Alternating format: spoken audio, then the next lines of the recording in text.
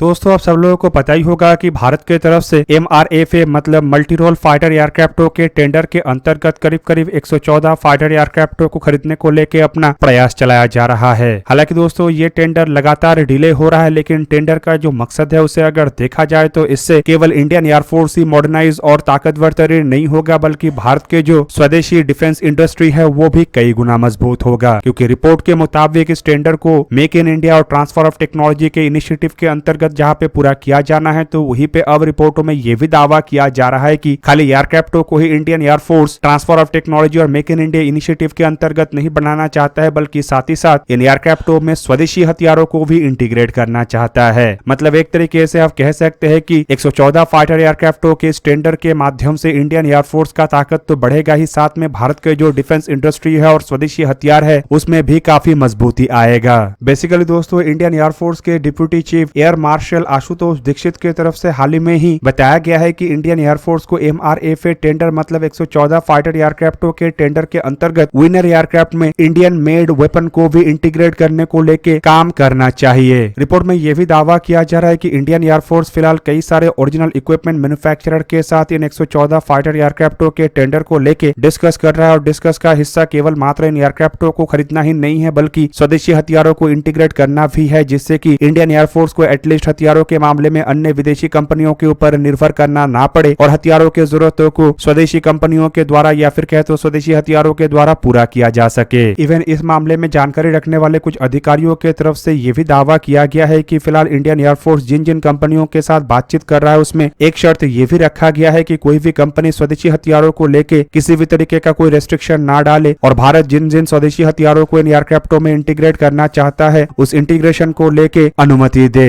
और दोस्तों इससे केवल मात्र भारत के हथियारों को लेके ही काम नहीं होगा, बल्कि एक तरीके से आप कह सकते हैं कि इससे स्वदेशी हथियारों के जो इंडस्ट्री है उसमें भी बढ़ोतरी आएगा, और साथ ही साथ इससे ये जो टेंडर है इस टेंडर का लागत भी कम होगा। क्योंकि 114 फाइटर एयरक्राफ्टों के साथ साथ अगर इन एयरक्राफ्टों के लिए हथियारों को भी परचेस किया जाता है तो इंडिया के द्वारा काफी बड़े मात्रा में खर्चा किया जाना होगा, और अगर स्वदेशी हथियारों को भारत खरीदता है तो सप्लाई को लेकर भारत को आने वाले समय में किसी भी तरीके का कोई इशू नहीं होगा। इवन इंडियन एयरफोर्स की तरफ से यह भी साफ कर दिया गया है कि इंडियन एयरफोर्स इन एयरक्राफ्टों में हथियारों को इंटीग्रेट करने को लेके एडिशनल खर्चा करने वाला नहीं है, और इन कारणों के वजह से उन्हीं एयरक्राफ्टों को इंडियन एयरफोर्स की तरफ से चुना जाएगा जो कि एयरक्राफ्टों के सोर्स कोड शेयर करने को लेके तैयार हो। इवन दोस्तों रिपोर्टों में यह भी दावा किया जा रहा है कि ये जो 114 फाइटर एयरक्राफ्टों के टेंडर है इसके रिक्वेस्ट फॉर इंफॉर्मेशन के अंतर्गत कई सारे अलग अलग देशों के अलग अलग कंपनियों के द्वारा अपने एयरक्राफ्टों का ऑफर भारत के सामने रखा जा चुका है, और ये कंपनी भारत के शर्तों को मतलब ट्रांसफर ऑफ टेक्नोलॉजी और मेक इन इंडिया जैसे इनिशिएटिवों को मानने के लिए तैयार भी है। पर दोस्तों यहाँ पे अब तक ये कंफर्म नहीं हुआ है कि इंडिया के जो स्वदेशी हथियारों के इंटीग्रेशन को लेके बातों को रखा जा रहा है इसे कौन कौन से कंपनी मानने को लेके तैयार है। फिलहाल टेंडर में सबसे स्ट्रॉन्ग दावेदार को अगर देखा जाए तो ये राफेल एयरक्राफ्ट ही है, और आप लोगों को बता दूं कि इंडियन एयरफोर्स के बेड़े में ऑलरेडी राफेल एयरक्राफ्ट शामिल जहाँ पे हो चुका है, तो वहीं पे नेवी के द्वारा भी 26 राफेल एयरक्राफ्टों को खरीदा जा रहा है। और कुछ रिपोर्टों में यह भी दावा किया जा रहा है कि इंडियन एयरफोर्स के और नेवी के इन राफेल एयरक्राफ्टों में आने वाले समय में Astra mark 1 beyond visual range air to air missile मतलब भारत के द्वारा निर्माण किया हुआ स्वदेशी एयर टू एयर मिसाइलों को भी इंटीग्रेट किया जाएगा, और शायद आने वाले समय में ब्रह्मोस एनजी जैसे एंटीशिप क्रूज मिसाइलों को भी इन एयरक्राफ्टों में इंटीग्रेट किया जाए, जो कि एक तरीके से ये भी दर्शाता है कि शायद राफेल एयरक्राफ्टों के डील के अंतर्गत फ्रांस भारत के हथियारों को इंटीग्रेट करने को लेकर तैयार भी हो जाए। फिलहाल दोस्तों देखा जाए तो MRFA टेंडर को लेकर काफी डिले हो चुका है, और रिपोर्ट के मुताबिक इंडियन एयरफोर्स इन एयरक्राफ्टों को लेकर और डिले नहीं करना चाहता है, और जल्द ही इन एयरक्राफ्टों को लेकर रिक्वेस्ट फॉर प्रपोजल जारी हो सकता है। इवन ये भी दावा किया जा रहा है कि इंडियन एयरफोर्स के तरफ से बाकी प्रोसेस को भी कम से कम समय के अंदर पूरा करने के लिए अपने तैयारी किया जा रहा है, जिसके अंतर्गत शायद उन एयरक्राफ्टों को टेस्ट ना किया जाए जो एयरक्राफ्ट पहले के MMRCA टेंडर के अंतर्गत ऑलरेडी टेस्ट किया गया है। हालांकि उन एयरक्राफ्टों में जो अपग्रेडेशन हुआ है, जैसे कि मान लो पहले भारत के सामने राफेल एयरक्राफ्टों के F3R वेरिएंटों का ऑफर था और अब राफेल एयरक्राफ्टों के F4 वेरिएंटों का ऑफर है, तो इन दोनों एयरक्राफ्टों के वेरिएंटों में जो अपग्रेडेशन है उसे ही खाली टेस्ट किया जाए, जिससे कि टेस्टिंग प्रोसेस जो है वो कम से कम समय के अंदर पूरा हो सकेगा, और इंडियन एयरफोर्स के तरफ से टेंडर को लेकर जो नेक्स्ट स्टेप है उसे और जल्द से जल्द आगे बढ़ाया जा सकेगा। पर दोस्तों यहाँ पे स्वदेशी हथियारों को इंटीग्रेट करना एक बहुत ही बड़ा बात है, जिसे लेके इंडियन एयरफोर्स किसी भी तरीके से शायद कोई कॉम्प्रोमाइज नहीं करे। और दोस्तों अगर स्वदेशी हथियारों को ऐसे एयरक्राफ्टों में इंटीग्रेट किया जाना संभव हो पाता है तो इससे इंडियन एयरफोर्स के जो खर्चा है वो तो कम होगा ही, साथ में विदेशी कंपनियों के ऊपर जो रिलायंस है वो भी ही घटेगा। अब दोस्तों एक तरफ जहां पे इंडियन एयरफोर्स MRF टेंडर को और अधिक स्वदेशी करने को लेके काम कर रहा है, तो वहीं पे दूसरी तरफ रिपोर्टों के मुताबिक इंडियन एयरफोर्स के जो 97 एडिशनल तेजस एयरक्राफ्ट है इसे भी और अधिक इंडिजीनियस करने को लेके हिंदुस्तान एरोनॉटिक्स लिमिटेड की तरफ से तैयारी किया जा रहा है। आप लोगों को पता ही होगा कि कुछ दिन पहले ही मिनिस्ट्री ऑफ डिफेंस की तरफ से 97 एडिशनल तेजस मार्क 1A एयरक्राफ्ट को खरीदने को लेके टेंडर जारी किया गया। और आप लोगों को बता दूं कि इस टेंडर को लेके अब हिंदुस्तान एरोनॉटिक्स लिमिटेड की तरफ से भी काम शुरू कर दिया गया है। और हाल ही में मीडिया रिपोर्टों में दावा किया गया है कि ऑलरेडी जहां पे तेजस मार्क 1A एयरक्राफ्टों को और अधिक इंडिजीनियस कंटेंट से लैस किया गया है, तो वहीं पे जो एडिशनल एयरक्राफ्टों का ऑर्डर प्लेस किया जा रहा है, इन एयरक्राफ्टों को करंट एयरक्राफ्टों के मुकाबले में और अधिक इंडिजीनियस किया जाएगा। दोस्तों मीडिया रिपोर्टों के मुताबिक ये जो 97 तेजस मार्क 1A एयरक्राफ्टों का ऑर्डर इंडियन एयरफोर्स की तरफ से हिंदुस्तान एरोनॉटिक्स लिमिटेड को दिया जा रहा है, इसमें ऑलरेडी हिंदुस्तान एरोनॉटिक्स लिमिटेड की तरफ से 65% इंडिजीनियस कंपोनेंटों को बेसलाइन के अंतर्गत काम किया जा रहा है। लेकिन हिंदुस्तान एरोनॉटिक्स लिमिटेड का जो फोकस है वो है इन एयरक्राफ्टों में कम से कम 70% तक इंडिजीनियस कंटेंट करना। वहीं पे दोस्तों अगर देखा जाए तो साल 2021 में जो तेजस एयरक्राफ्टों का ऑर्डर दिया गया था उसमें करीब 55% तक इंडिजीनियस कंटेंट था, जिसे कि बढ़ा के 65% तक करना और उससे बाद में 75% तक करने को जो इरादा रखा जा रहा है वो काफी बड़ा छलांग है। हालांकि दोस्तों तेजस मार्क 1 एयरक्राफ्टों को अगर देखा जाए तो ऑलरेडी हिंदुस्तान एरोनॉटिक्स लिमिटेड इन एयरक्राफ्टों में 59.7% इंडिजीनियस कंटेंट बाय वैल्यू और 75.5% indigenous content by replacement unit के तहत अचीव कर चुका है। और दोस्तों धीरे धीरे करके इन एयरक्राफ्टों के और भी कई तरीके के कंपोनेंटों को स्वदेशी कंपोनेंटों के द्वारा रिप्लेस किया जाएगा, जिनमें सबसे बड़ा पार्ट है इन एयरक्राफ्टों में इस्तेमाल होने वाले active electronically scan array radar, जो कि शायद साल 2025-26 से स्वदेशी रडार में परिवर्तित हो जाएगा। फिलहाल इन एयरक्राफ्टों में रडार के रूप में इजरायली ELM-2052 जैसे रडारों का उपयोग किया जा रहा है, पर भारत अपना खुद का उत्तम active electronical scan array radar को भी तैयार कर चुका है। हालांकि इसके अलावा एयरक्राफ्टों के इलेक्ट्रॉनिक वॉरफेयर सूट से शुरू करके एयरक्राफ्टों में इस्तेमाल होने वाले हथियार तक को भारत स्वदेशी कर रहा है, जिससे कि इन एयरक्राफ्टों के जो मेंटेनेंस सर्विसिबिलिटी है वो तो आसान होगा ही, साथ में इन एयरक्राफ्टों के एक्सपोर्ट को लेके भी भारत को डिपेंड होना नहीं पड़ेगा। ऊपर से दोस्तों इससे एयरक्राफ्टों के कीमत में भी कमी आएगा, जिससे कि एयरक्राफ्टों को एक्सपोर्ट मार्केट में और आसानी से अन्य एयरक्राफ्टों के सामने रखा जा सके। फिलहाल दोस्तों देखा जाए तो तेजस एयरक्राफ्टों को एक one of the best light combat aircraft के रूप में हिंदुस्तान एरोनॉटिक्स लिमिटेड की तरफ से तैयार किया गया है और इस कैटेगरी का किसी अन्य एयरक्राफ्टों के सामने फिलहाल इन एयरक्राफ्टों का सामना करने का क्षमता नहीं है। और शायद यही एक बड़ा कारण है जिसके वजह से ऑलरेडी 123 एयरक्राफ्टों को खरीदने को लेकर ऑर्डर प्लेस करने के बाद अब और 97 ऐसे एयरक्राफ्टों को खरीदा जा रहा है, जिससे कि इंडियन एयरफोर्स में आने वाले समय में कम से कम 220 ऐसे एयरक्राफ्ट होगा। और दोस्तों ये जो संख्या है ये इंडियन एयरफोर्स के द्वारा इस्तेमाल किए जाने वाले सुखोई 30 MKI जैसे एयरक्राफ्टों के बाद दूसरा सबसे अधिक एयरक्राफ्टों का संख्या होगा। हालांकि मेरा मानना यह है कि जल्द ही भारत के जो स्वदेशी एयरक्राफ्ट है वो विदेशी एयरक्राफ्टों को पछाड़ते हुए इंडियन एयरफोर्स में सबसे अधिक संख्या का एयरक्राफ्ट बनेगा। कुछ रिपोर्टों में यह भी दावा किया जा रहा है कि इस दशक के अंत से पहले इंडियन एयरफोर्स अपने आप को कम से कम 40% तक स्वदेशी एयरक्राफ्टों से लैस करना चाहता है, जबकि आने वाले समय में इंडियन एयरफोर्स कम से कम अपने बेड़े में 60% तक इंडिजीनियस एयरक्राफ्टों को रखना चाहता है। और इसके लिए केवल मात्र तेजस मार्क 1 या तेजस मार्क 1A जैसे एयरक्राफ्टों के ऊपर ही काम नहीं हो रहा है, बल्कि तेजस मार्क 2, मीडियम वेट फाइटर और AMCA जैसे 5th जनरेशन के फाइटर एयरक्राफ्टों को भी हिंदुस्तान एरोनॉटिक्स लिमिटेड की तरफ से बनाया जा रहा है। और आप लोगों को बता दूं कि इन दोनों एयरक्राफ्टों में ही तेजस मार्क 1 और मार्क 1A के मुकाबले में अधिक इंडिजीनियस कंटेंट का इस्तेमाल किया जाएगा। जबकि दूसरी तरफ दोस्तों अगर देखा जाए तो रशियन ओरिजिन सुखोई 30 MKI जैसे एयरक्राफ्टों को भी इतने हद तक इंडिजीनियस कंटेंट से लैस करने का तैयारी किया जा रहा है, जिससे कि आने वाले समय में इन एयरक्राफ्टों को हम इंडियन ओरिजिन इक्विपमेंट वाले एयरक्राफ्टों के रूप में भी देख सकेंगे। फिलहाल रिपोर्ट में दावा किया जा रहा है कि सुखोई 30 MKI एयरक्राफ्टों के अपग्रेडेशन के प्रोजेक्ट के बाद इन एयरक्राफ्टों में कम से कम 78 से 80% तक इंडिजीनियस कंटेंट होगा, जो कि इन एयरक्राफ्टों को खाली बेहतर ही नहीं बनाएगा बल्कि इन एयरक्राफ्टों को लेके इंडिया के जो रशिया के ऊपर डिपेंडेंसी है उसे भी कम करेगा। तो आप लोगों को क्या लगता है कि भारत के द्वारा जिस तरीके से AMCA और तेजस जैसे एयरक्राफ्टों के ऊपर काम किया जा रहा है, इससे आने वाले समय में इंडियन एयरफोर्स की ताकत में कितना बढ़ोतरी हो सकता है? कमेंट करके अपनी राय अवश्य दीजिए। दोस्तों आज के इस वीडियो को यहीं पे ही करते समाप्त, किसी और एक दिन किसी और एक वीडियो में मिलेंगे, तब तक के लिए जय हिंद, वंदे मातरम।